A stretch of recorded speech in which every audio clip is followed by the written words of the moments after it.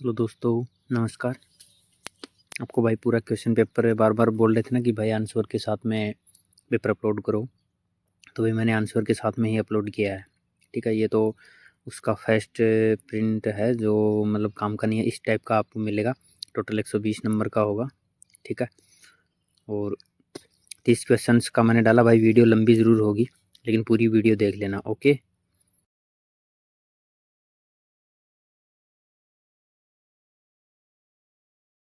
हम क्वेश्चन पढ़ते हैं, what is the meaning of rebar statement. यानी जो रीबार स्टेटमेंट, रीबार मतलब सरिया होता है, सरिया का स्टेटमेंट यानी 6 - 8 @ 300 का इसका स्टेटमेंट क्या होगा। तो इसका बी ऑप्शन सही होगा। इसका बी ऑप्शन सही होगा, यहाँ पे देख सकते हैं, ये बी ऑप्शन सही होगा। 300 number of 8 mm diameter rebar at a spacing of 6 mm centre to centre, यानी आपका इस पहले क्वेश्चन का आंसर बी ऑप्शन होगा। दोस्तों सेकंड क्वेश्चन का आंसर जानते हैं। सेकंड दूसरा क्वेश्चन है, the diameter of the main reinforcement bar in column should not be less than. मतलब जो स्तंभ मुख्य सूत्रीकरण की पट्टी का व्यास हो जिससे कम नहीं होना चाहिए। मतलब जो आपका रेनफोर्समेंट सरिया रहेगा यानी पट्टी रहेगा, वह किससे कम नहीं होना चाहिए। तो इसका करेक्ट ऑप्शन है सी ऑप्शन, यानी 12 mm से कम नहीं होना चाहिए, यानी 12 mm से कम नहीं होना चाहिए। तो अभी हम आते हैं नेक्स्ट क्वेश्चन के लिए, तीसरे क्वेश्चन के लिए। तो तीसरे क्वेश्चन को हम देखते हैं, which of the following gives total length of rebar as per BBS. मतलब ये है कि इसमें आपका बीबीएस के अनुसार कुल लंबाई का माप कैसे करते हैं। तो इसका जो ऑप्शन होगा आपका ए नंबर होगा, number of bars into length of बार, यानी नंबर ऑफ सरिया का मल्टी गुणा कर देंगे लेंथ ऑफ सरिया से। ओके, तो इसका ऑप्शन हो जाएगा ई ऑप्शन। यहाँ पे दोस्तों ए बी सी करके नहीं दिया हुआ है, बट यहाँ पे फर्स्ट ऑप्शन ही सही होगा, number of bar into length of बार। अब हम नेक्स्ट क्वेश्चन की तरफ आते हैं, फोर्थ नंबर क्वेश्चन की तरफ। तो फोर्थ नंबर में लिखा हुआ है, आपको एक डायग्राम दिया हुआ है, इसका फार्मूला बताना है। तो what is the cutting length of the stub shown below. मतलब इसका है, आपको कोई इसका फार्मूला आपको बताना है, यानी एक डायग्राम दिया है, इसका फार्मूला बताना है कि इसका कटिंग लेंथ क्या होगा। तो इसका ऑप्शन आपका होगा 4 नंबर का आंसर ए नंबर ही होगा इसका भी, यानी 2 मल्टीप्लाई बाई, यहाँ पे ये ऑप्शन होगा 2 into L1 plus L2 minus 5 into 2D plus 2 into 90, यानी 2 गुणे यहाँ पे L1 और L2 आपको ऐड कर लेना है, उसे 2 से गुणा कर लेना है, फिर घटा देना है 5 गुणे 2D 2 डाई मीटर को घटा देना है प्लस 2 इंटू 90, यानी इस क्वेश्चन को भी आप ध्यान से देख लेंगे। अब हम आते हैं नेक्स्ट क्वेश्चन के लिए।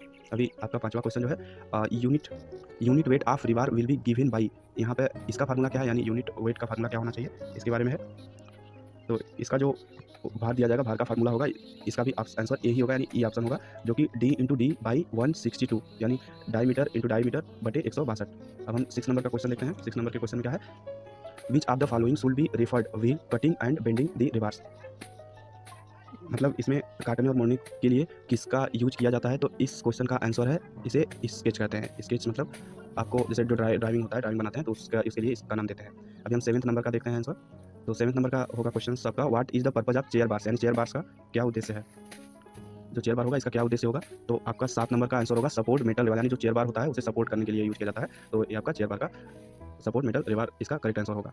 अब हम 8 नंबर पे आते हैं। ये आपका जो फिगर दिया हुआ है, आइडेंटिफाई द इमेज ऑन वेलो, यानी ये जो आपका इमेज है यह क्या प्रदर्शित करता है। तो यह आपका कवर ब्लॉक है, ये आपका कवर ब्लॉक यानी कवर के लिए काम करता है। तो इसका ऑप्शन ए ऑप्शन सही होगा, यानी कवर ब्लॉक आपका ए ऑप्शन सही होगा। अब हम आते हैं नेक्स्ट क्वेश्चन के लिए। अभी हम ये आपका दो सेकंड स्टेज है, आपका हैंड एंड पावर टूल्स का यूज़ करना है, यानी आपका हैंड एंड पावर से संबंधित क्वेश्चन रहेगा।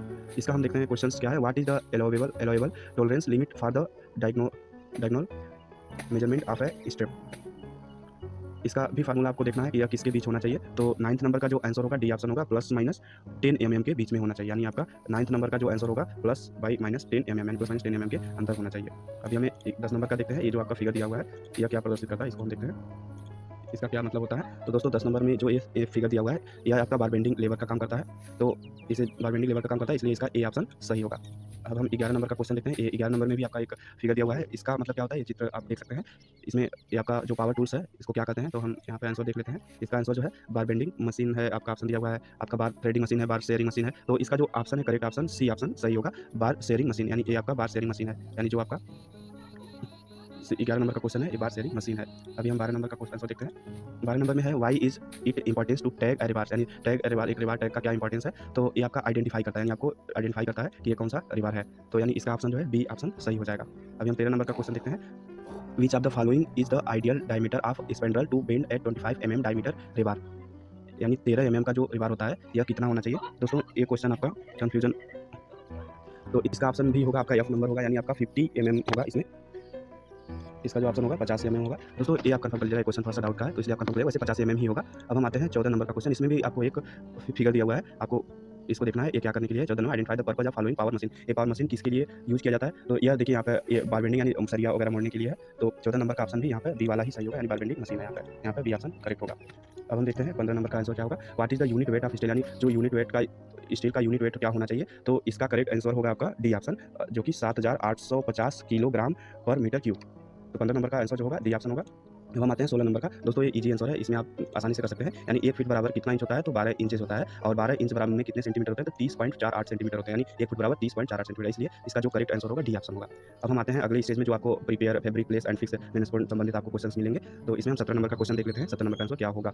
इसमें आपको आंसर में देख सकते हैं, क्वेश्चन पहले पढ़ लेते हैं। Which of the following should be fabricated before shuttering in normal condition, यानी जो नॉर्मल कंडीशन में शटरिंग का जो फैब्रिकेटेड होता है उसे कौन सा माना जाता है, यानी क्या इसमें आना चाहिए, यानी जो नॉर्मल आपको शटरिंग करते हैं नॉर्मल कंडीशन में क्या क्या होनी चाहिए। तो इसका ऑप्शन होगा आपका कॉलम बीम स्लैब, यानी ये तीनों आपके आते हैं। तो इसलिए 17 नंबर का जो ऑप्शन का करेक्ट आंसर होगा ये आपका डी ऑप्शन सही होगा। अब हम 18 नंबर का देखते हैं। 18 नंबर का हम पढ़ लेते हैं। What is the maximum percentage of splicing allowed in a single lapping zone. इसका मतलब है कि आपका जो एकल लैपिंग का अधिकतम परसेंटेज कितना होना चाहिए, तो इसका भी दोस्तों डी ऑप्शन ही सही होगा, यानी आपका 50% करेक्ट आंसर होगा। अब हम आते हैं 19 नंबर के क्वेश्चन पे। तो 19 नंबर का क्वेश्चन है, विच of the following tie is recommended for lapping of रिबार। इसका मतलब है कि आपको लैपिंग रिबार के लिए कौन सी टाई का यूज़ किया जाता है, तो इसमें आपका बी ऑप्शन करेक्ट होगा, स्प्लाइस टाई। स्प्लाइस टाई का यूज़ आप करके इसको लैपिंग रिबार में यूज़ कर सकते हैं, तो इसलिए इसका 19 नंबर का ऑप्शन होगा बी ऑप्शन। अब हम आते हैं 21 नंबर के क्वेश्चन में। 21 नंबर के क्वेश्चन में भी आपको एक सिंबल दिया हुआ है, identify the type of tie shown in the figure, यानी ये आपका जो फिगर है एक कौन से टाइप का ये टाई है, तो इसका जो है स्लेश टाई, यानी बी ऑप्शन सही होगा। 20 नंबर का बी ऑप्शन सही होगा, जिसे हम स्लेश टाई के नाम से जानते हैं। इस तरह से आपका और भी चित्र है, हम वीडियो को लास्ट में बता देंगे। और अब हम आते हैं 21 नंबर के क्वेश्चन पर। तो 21 नंबर का क्वेश्चन है, what will be the tolerance level for the cutting length of strip when minimum length is specified, यानी जो कटिंग लेंथ है इसका क्या कम से कम लेंथ होना चाहिए। तो 21 नंबर का जो आंसर होगा बी आपका 50 mm होना चाहिए, यानी इसका करेक्ट आंसर जो है बी ऑप्शन 50 mm। हम आते हैं 22 नंबर के क्वेश्चन पर। 22 नंबर का क्वेश्चन होगा जो व्हाट, इसका हम पढ़ लेते हैं। What will be the lap length of 25 mm diameter रिवार्ड टू एक्सटेंड ए कॉलम।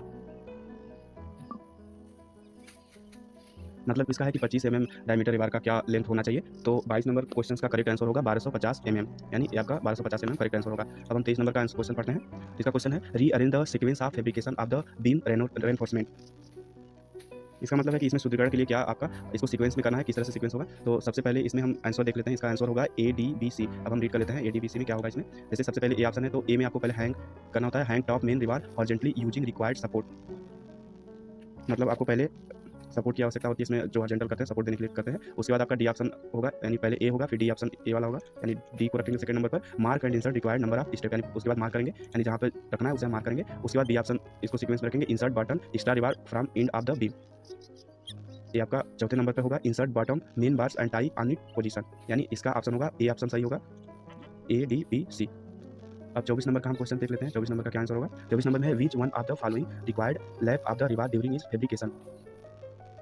मतलब इसका है कि जो आपका फैब्रिकेशन में क्या रिक्वायर्ड होता है, तो इसमें भी आपका 24 नंबर का भी डी ऑप्शन ही सही होगा, यानी बीम कॉलम स्लैब इस चारों आपका यूज होता है, इसलिए ऑल ऑफ दी एबव इसका आंसर होगा डी ऑप्शन। अब हम आते हैं अगले स्टेज के लिए 25 नंबर के क्वेश्चन को पढ़ते हैं। 25 नंबर क्वेश्चन में देख लेते हैं, team occur when a number of people have and recognise that their personal success is dependent on the success of other.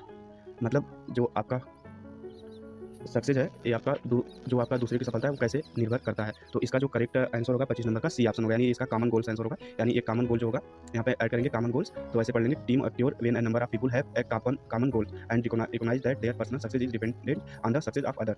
अब हम 26 नंबर का आंसर देखते हैं। 26 नंबर का क्वेश्चन पढ़ के आंसर देखते हैं। इसका जो क्वेश्चन है, what should you do it can in case you have a conflict with one of your teammates. मतलब इसका है कि अगर आपके साथी के साथ कोई भी जो आप लोग आपके साथ काम कर रहे हैं, अगर उसके साथ विवाद हो जाए तो आप क्या करेंगे। तो इसमें आपका है, keep cute and not talk to him, यानी आप एग्जिट करेंगे और उनसे बात नहीं करेंगे, आप लड़ाई करेंगे, फाइट विथ हिम ऐसा भी नहीं करना है। रिवेंज हिम, यानी बदला लेंगे ऐसा भी नहीं करना है। Try to solve by discussion, यानी आप समझौता करेंगे, यानी प्रयास करेंगे कि आप बातचीत करके उस मैटर को सॉल्व करने के लिए। तो इसका करेक्ट आंसर जो होगा सी ऑप्शन सही होगा। अब हम देखते हैं 27 नंबर का क्वेश्चन क्या है। 27 नंबर में, what will happen if you do not interact with your co-worker. यानी इसका मतलब है कि अगर आप के साथ जो काम करने वाले लोग हैं उनके साथ अगर आप बातचीत नहीं करेंगे, आप कोई भी अपना साझा नहीं करेंगे इन्फॉर्मेशन, तो क्या हो सकता है। तो इसका मतलब आपको डीमोटिवेशन मिलेगा। अगर आप लोग साथ में रह के काम करेंगे, बातचीत करेंगे तो मोटिवेशन होंगे, जिसमें आप अच्छे से काम करेंगे। तो इसलिए डीमोटिवेशन, अगर आप बातचीत नहीं करेंगे तो डीमोटिवेट होंगे, इसलिए इसका जो करेक्ट आंसर होगा ए नंबर का होगा, डीमोटिवेशन। अब हम 28 नंबर का क्वेश्चन देखते हैं। 28 नंबर में क्या है। 28 नंबर में है आपका, team creativity can be promoted in which the following veg, यानी जो टीम की क्रिएटिविटी है वो कौन से वे से अच्छा होगा, यानी क्रिएटिव होगा। तो इसका ऑप्शन भी ए ही होगा, establishing a competitive environment to promote creative ideas. अब हम 29 नंबर का क्वेश्चन देखते हैं। 29 नंबर में क्या है? 29 नंबर का जो क्वेश्चन है, what will you do in case you are not well versed with some critical procedure in your work. अगर आप कुछ कार्य ऐसे कर रहे हैं जो आपसे नहीं हो रहा है, आप नहीं कर पा रहे हैं, तो आपको क्या करना चाहिए? तो इसमें लिखा हुआ है stay cute and finish in somehow, यानी कैसे तो भी भाई इसे आगे खत्म के करने में ऐसा नहीं, आप क्वेश्चन गलत भी कर पेपर के सकते लिए हैं। चैनल को सी सब्सक्राइब ऑप्शन होगा करके bell icon dislike to on work, कर यानी लेना, काम को क्योंकि हटा दें, काम शाम को नहीं तक करेंगे, भाई एनीवन द आगे फॉलोइंग का स्टेटमेंट। तो ऐसा नहीं है, कंप्लीट इसमें बी पेपर ऑप्शन है करेक्ट होगा, एंड वो ask to help from the मैं प्रोसीजर डाल एक्सपर्ट, दूंगा यानी जो आपका एक्सपर्ट होगा विद उससे आप आंसर के पूछेंगे और साथ उससे में। बातचीत करेंगे, उसके थ्रू ठीक है, तो आपको ज़्यादा से ज़्यादा भाई वीडियो को आप शेयर हेल्प कर दो, लीजिए, उस चैनल काम को को पूरा करेंगे। सब्सक्राइब कर अब हम लो, अगला क्वेश्चन देखते बेल हैं आइकन 30 को नंबर ऑन का। कर 30 नंबर लेना, के क्वेश्चन ताकि में क्या है? शाम को जैसे ही आगे 30 के नंबर के क्वेश्चन क्वेश्चन और में है आंसर आपका, आएंगे व्हिच अमंग द तो फॉलोइंग विल आप यू लोगों डू इफ को the bar bending machine provided mill you has a जाएंगे। फॉल्ट। ठीक अगर है आपको भाई। कोई बार बेंडिंग मशीन में फॉल्ट दिखता है, तो आपको क्या करना चाहिए? तो इसका जो करेक्ट आंसर होगा बी ऑप्शन।